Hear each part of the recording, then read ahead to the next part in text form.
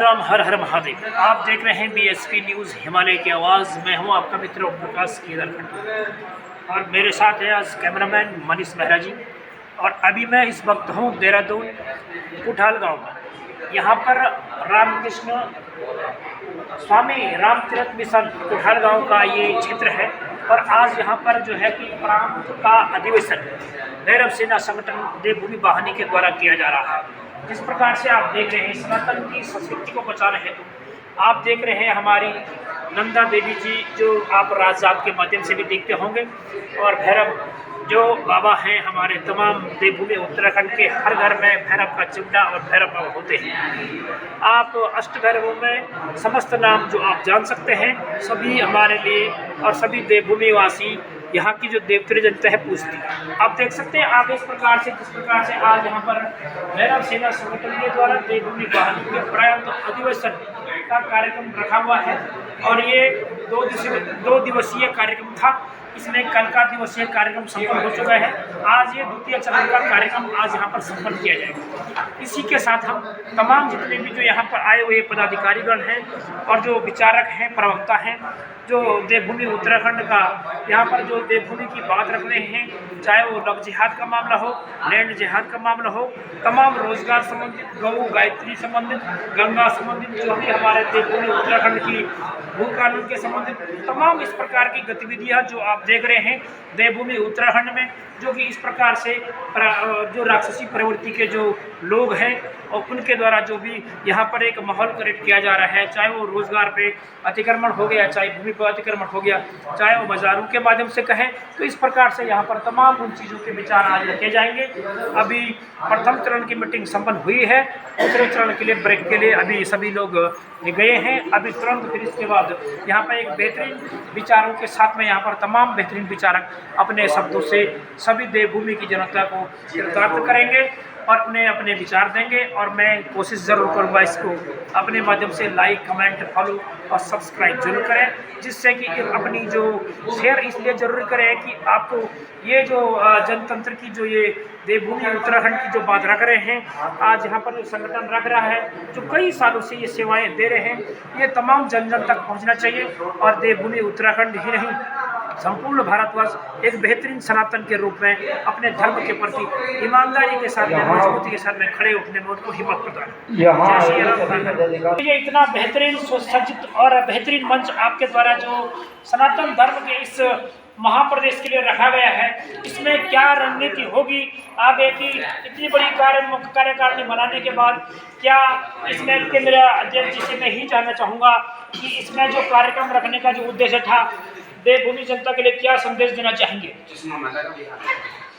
हमारा एक ही उद्देश्य था कि जो कार्य आज तक हमने किए हैं वो लोगों के सामने आए, और जो आज तक लोगों ने जो कर नहीं पाए उसको हम और अच्छी तरीके से करने का प्रयास करें। इस मंच के माध्यम से हमने लव जिहाद, लैंड जिहाद, नशा जिहाद, व्यापार जिहाद के साथ ही स्वरोजगार पलायन पर भी हमने मुद्दे पर बात की है। साथ ही हमने हमारे यहाँ पर जो भू कानून की बात है उस पर भी हमने चर्चा की है। और संगठन किस तरह से आगे जो है इस पर मुखरता से बात करेगा, केदार घाटी में कैसे अवैध कब्जों को हटाएगा, कैसे वहाँ पर मांस के व्यापार को प्रतिबंधित करवाएगा, इस पे हम लोगों ने गहन मंथन और चिंतन किया है। और उसका जो है सकारात्मक लोगों को मिला है। और अब आगे की कमान जो है हमने प्रदेश की टीम को दी है। प्रदेश किस तरह से अपने कार्यक्रम को करता है, ये युवाओं को क्या संदेश देना चाहेंगे जो लव जिहाद ऐसे चीज़ों का शिकार होते हैं, खासकर आजकल की जो बहन बेटियां हैं उनके लिए कहूँगा, इस पर क्या संदेश आपका रहेगा? देखिए, सनातन धर्म जिसका ना तो कोई प्रारंभ है ना उसका कोई अंत है, आज वो विलुप्ति की कगार पर है। इसका सबसे बड़ा कारण है कि आज हमारे युवा, हमारी युवतियाँ जो है दूसरे धर्म को अपने पर हावी कर रहे हैं और अपने धर्म की तरफ उनका झुकाव घटता जा रहा है।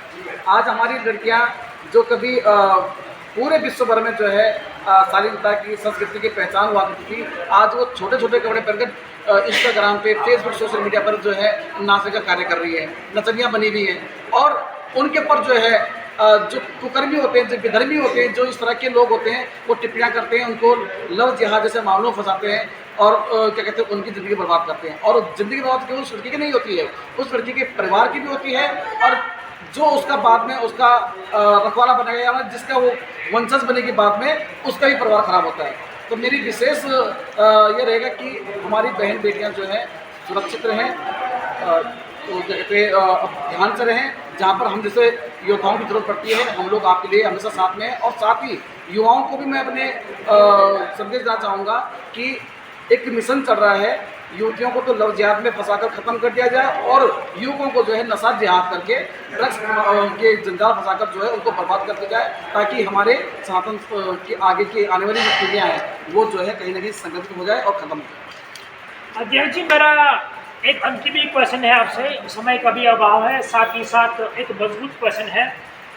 तीर्थ बचाओ अभियान के तहत देवभूमि उत्तराखंड जो भैरव संगठन, भैरव वाहिनी जो संगठन है, उसने पूरे देवभूमि उत्तराखंड में एक बेहतरीन छवि इसको मतलब प्रस्तुत किया है, जिससे कि युवाओं में जोश है और एक मजबूती के साथ में आज वो धरती पर देखने को भी मिल रहा है। खासकर मैं केदार घाटी या तमाम इन जगहों से भली बात इन चीज़ों के लिए रखता हूँ, क्योंकि सनातन विचारक होने के नाते इन बातों को रखना मेरा प्रथम दायित्व भी बनता है। अध्यक्ष जी, तीर्थ बचाओ अभियान के तहत आगे की क्या रणनीति होगी, जो कि मजबूती के साथ में जो चार धाम हमारे ऐसे मतलब गैर हिंदुओं के तथ्य में पड़े हैं, जो रोजगार संबंधित ये तमाम चीज़ों को लुक दिखा रहे हैं। देखिए, हमारा तीर्थ बचाओ अभियान, पंचगव्य शुद्धिकरण अभियान और एक अन्य प्रकार के हमारे अभियान चल रहे हैं। इसकी जो रणनीति बनती है हमारी कुछ गुप्त रूप से बनती है, और गुप्त रूप की रणनीतियों में क्या होता है कि कुछ इस प्रकार के कार्य भी होते हैं जो कि हम लोग जग जाहिर नहीं कर सकते। बाकी इसका जो है आपको सकारात्मक जो है, जो इस बार की जो हमारी यात्रा होगी, चारधाम यात्रा, हम उस यात्रा को बढ़ावा देना चाहते हैं, लेकिन तीर्थाटन के रूप में, पर्यटन के रूप में अगर कोई आया तो फिर भैरव सेना डंडा लेकर खड़ी है, और हम जो है जब अपना डंडा चलाते हैं तो फिर उसका इलाज कहीं भी नहीं होता है। तो इसकी जो भी मतलब रहेगा भविष्य का, उसकी सूचनाएं आपको जो है समय समय मिलती रहेगी। फिलहाल ये हमारे कुछ गुप्त हमारे इसमें मतलब है, उसको हम अभी जग जाहिर नहीं कर सकते। तो जैसे कि अभी आपने देखा है, राष्ट्रीय अध्यक्ष भैरव सेना देवभूमि वाहिनी के जो संगठक के जो अध्यक्ष हैं, उन्होंने अपने विचार, अपने जो शब्दों को रखा है देवभूमि की जनता के सम्मुख, और बीएसपी न्यूज़ हिमालय की आवाज़ उन तमाम देवभूमि के जो मूल निवासी हैं उन सब से यही निवेदन भी करता है कि अपनी संस्कृति सनातन, अपना जो हमारा जो ये देवभूमि उत्तराखंड का जो अपना यहाँ के मूल निवासी आप कहे जाते हैं, इसके लिए आपको जयचंद बनने की जरूरत नहीं है और मजबूती के साथ में आगे आने की ज़्यादा आवश्यकता है। माता जी से चाहेंगे, प्रदेश अध्यक्ष महिला इकाई आज इन्होंने ही यहाँ पे ली है, और मातृशक्ति को इनसे बेहतरीन कौन जवाब दे सकता है, और इन्हीं से हम सुनना चाहेंगे माता जी कि आप देवभूमि की जनता को क्या संदेश देना चाहेंगे। जैसे रील्स का मैटर है या कहीं कहीं गड़बड़ सड़बड़ लग रहा है, जैसे कि भाग जाना वाले बहुत सारी चीज़ें लम चेहरे फंसना, इसमें आपका क्या तथ्य रहेगा जो आगे आने वाले टाइम पे देवभूमि की महिलाएं इस बात को समझ सके कि हमें क्या करना चाहिए, क्या हमारी संस्कृति का है, क्या हमारी विरासत में है, क्या हमारी मर्यादा है, क्या गरिमा। जय बद्री, जय बागेश्वर, जय केदार, जय जागेश्वर। हम भैरव सेना संगठन से हम ये कोशिश कर रहे हैं कि हम कैसे अपने सनातन धर्म को बचाएं, क्योंकि आज हमारे हिंदुस्तान में सनातन धर्म की हालत बहुत ही नाजुक हो गई है। विशेष संप्रदाय के जो हैं वो हमारे हिंदुत्व को नष्ट करने में लगे हुए हैं, लड़कों को, युवाओं को नशे में फंसाकर बर्बाद और लड़कियों को धर्म परिवर्तन करा के बर्बाद। तो बहुत ही हालत खराब है भारत देश की। तो हम नारी शक्ति, मातृशक्ति ये बोलती है कि अपने अपने घर से निकलो, अपने सनातन धर्म की रक्षा के लिए समय निकालो, अपने बच्चों को अच्छे अच्छे संस्कार डालो और बताओ कि क्या हमारे साथ अनर्थ हो रहा है, ताकि हमारी आने वाली पीढ़ियां सुरक्षित रहें। ऐसा न हो कि रोहिंग्या के, पाकिस्तान के और भारत के मिलकर कहीं हमारे हिंदुओं का सर्वनाश ना कर डाले, क्योंकि इनकी तमन्ना यही है और हम इनकी तमन्नाओं को कभी पूरा नहीं होने देंगे, चाहे इसमें हमारी जान क्यों ना चली। जय हिंद।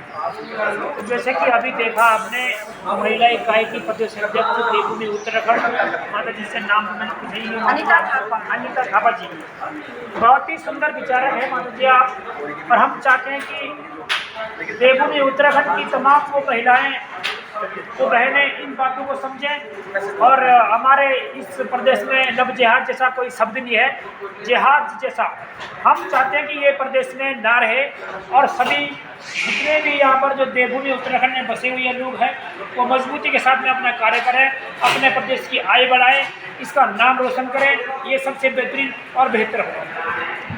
जय श्री राम, हर हर महादेव। अभी हमारे साथ है अरविंद नेगी जी, जैरी खाल ब्लॉक लंचडाउन से।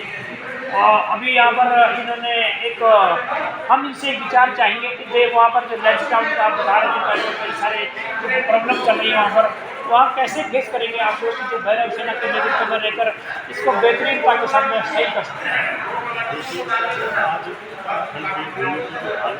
थोड़ा आवाज़ उत्तराखंड की भूमि की जो हालत है वो बिल्कुल नाजुक बनी है। 40 साल हो गए उत्तराखंड राज्य के बने हुए, लेकिन बहुत ही बुरे हाल उत्तराखंड के, इससे बुरे हाल किसी राज्य के नहीं हैं। और मैं देखता हूँ कि बाहरी लोगों को ज़्यादा बढ़ावा दिया जा रहा है हमारी सरकार द्वारा।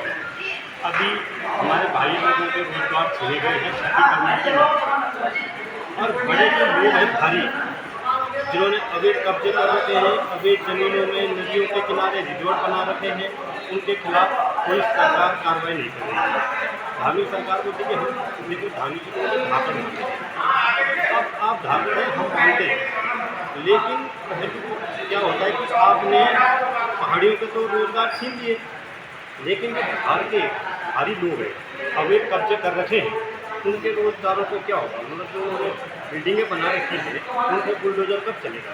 आपने योगी जी के एक्शन में उत्तराखंड में बुलडोजर, योगी जी ने तरीके से बुलडोजर चलाया, गरीबों पे नहीं चलाया, माफियों पे चलाया।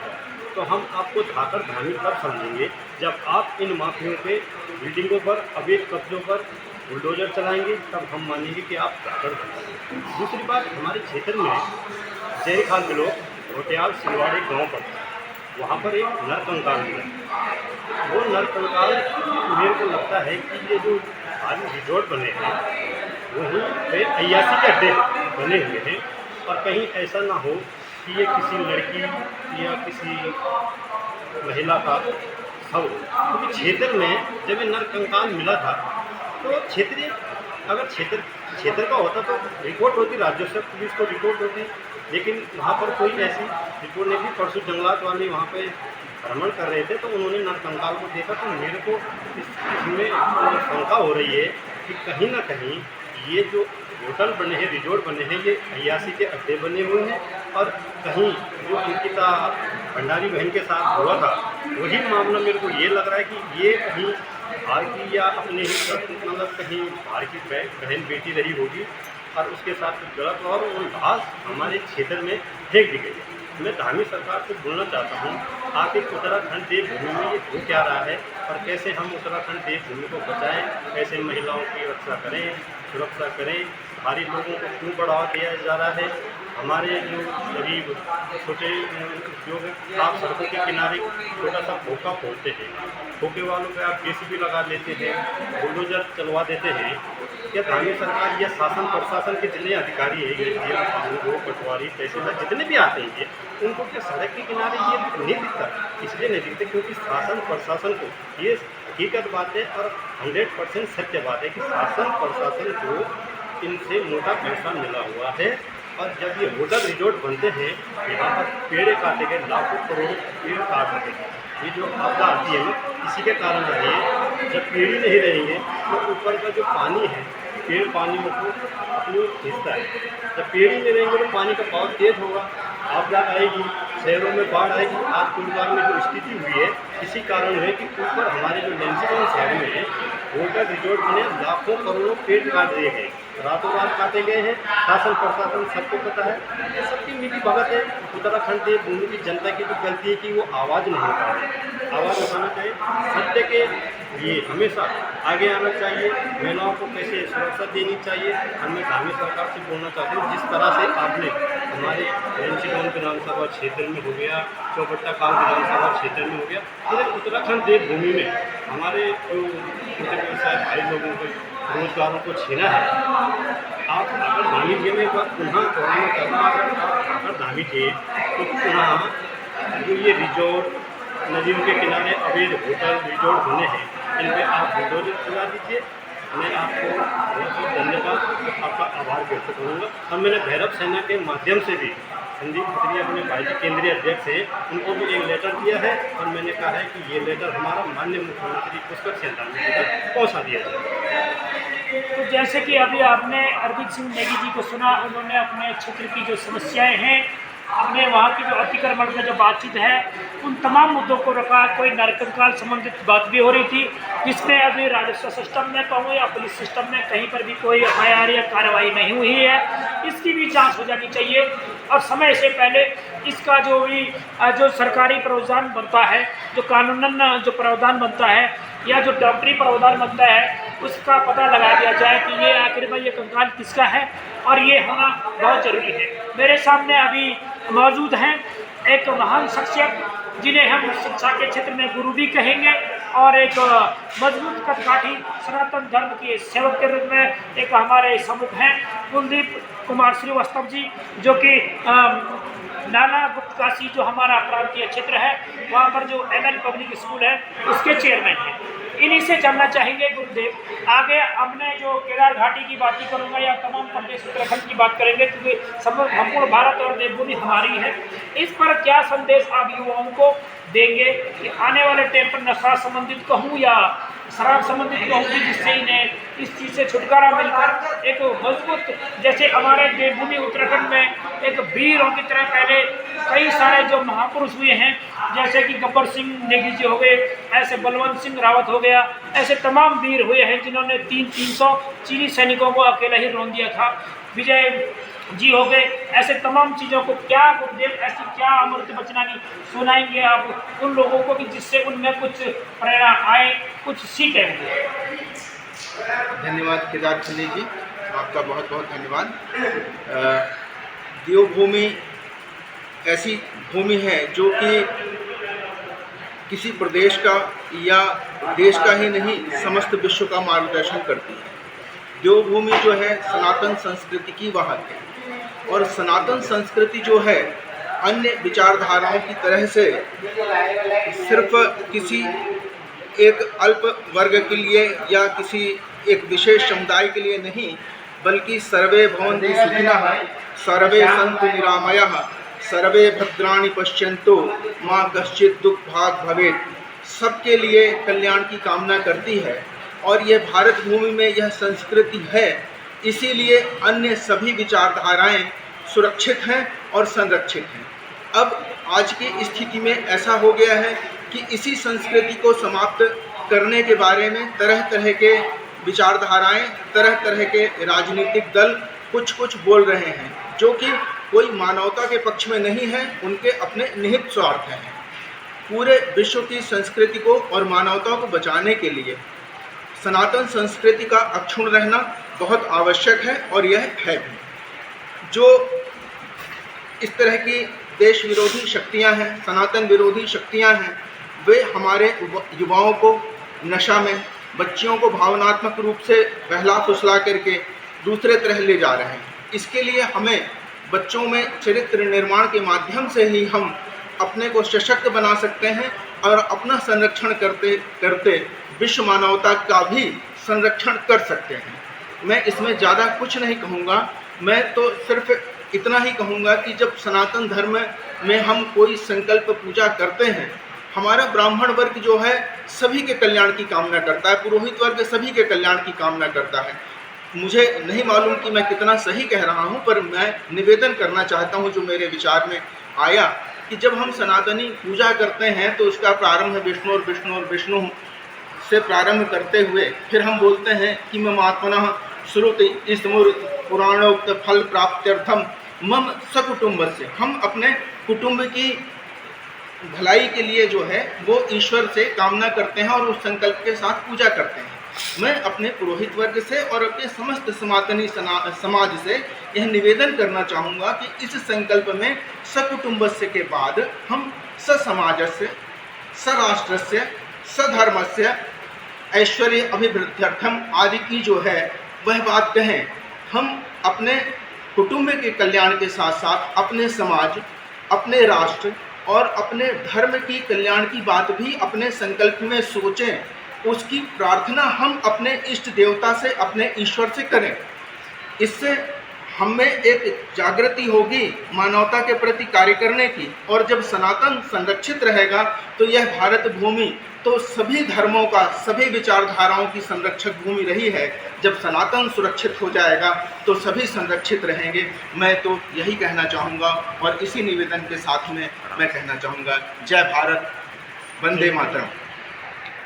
वंदे मातरम, जय श्री राम, हर हर महादेव। जैसे अभी आपने श्रीवास्तव जी को सुना है, उन्होंने बहुत सरल और एकदम बेहतरीन शब्दों में समस्त सनातन जो प्रमुख खंड देवभूमि उत्तराखंड है उसकी जनता को अपने शब्दों से सजोया है।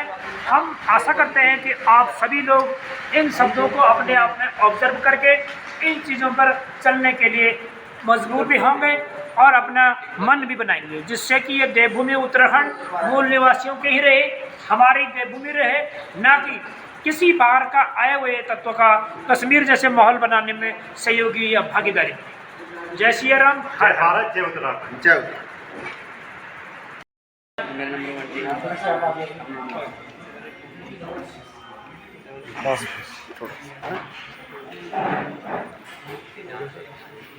आ जाओ, थोड़ा सब लोग सामने देखेंगे, सामने देखेंगे, थोड़ा सामने देखेंगे सब लोग। एक सेकंड।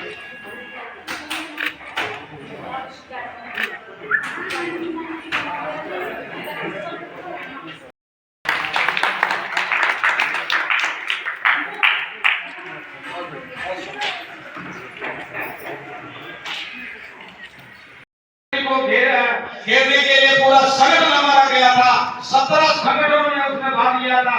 उस समय इनका दायित्व बड़ा बढ़ चढ़ करके था। जितेंद्र सिंह नेगी, इनको हम सीनियर वरिष्ठ उपाध्यक्ष के रूप में मनोनीत करते हैं।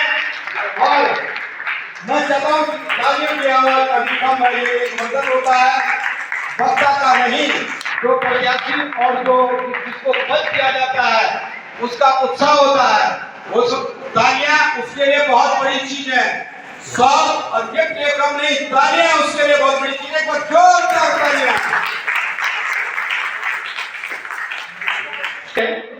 लेकिन उनको सभी लोग जानते हैं, ये भी बैरिकेड में चढ़ करके उस दिन भू कानून के लिए बड़ा जोर शोर से बिना निर्भीक होकर के ऊपर चढ़े हुए थे। और मैं माइक पे बोल ही रहा था, जिन्होंने हाथ हिलाया, मैंने देखा हमारा कार्यकर्ता है, भैरव सेना का कार्यकर्ता बैरिकेड पे चढ़ा हुआ। और मैं मंच से बोल रहा था गाड़ी के, तो मेरे रोंगटे खड़े हो गए। मैंने कहा गदगद हो गया भाई, भैरव सेना जदो नाम तदो गुण। उसने अपना परिचय देते हुए वो बैरिकेड को हिलाया उसने, और 10,000 लोग उसके नीचे थे। और निर्भीक होकर ऊपर गया करण शर्मा यंग यूथ प्रेसिडेंट, युवा प्रदेश अध्यक्ष के रूप में हम उनको मनोनीत कर रहे हैं। जहां कहीं भी हो, करण शर्मा जी, जिसने मैंने एक सुना था बचपन में, एक कहानी सुनी थी। एक व्यास बोलता था कि जब प्रवचन सुनते थे हम लोग, हमारे माता पिता के साथ हम भी जाते थे, छोटे थे, तो जब व्यास बोलता था तो अगर वो व्यास अच्छा बोल रहा है तो हमारी माता जी ताली बजाती थी। और हम नहीं बजाते, हम घूमते तो वो ऐसे करते थे, माता जी बाबा जी बोल रहे ताली बजा, हम उठते थे, जागते थे, ताली बजाते थे। तो वो तालियां उनके लिए पता क्या थी, वो सब छोटा बच्चा भी मेरे को देख करके एक ऐसे क्यों उनके प्रवचनों में इतना प्रभावशाली शब्द होते थे, वो मन को छू लेते थे। लेकिन हम बच्चे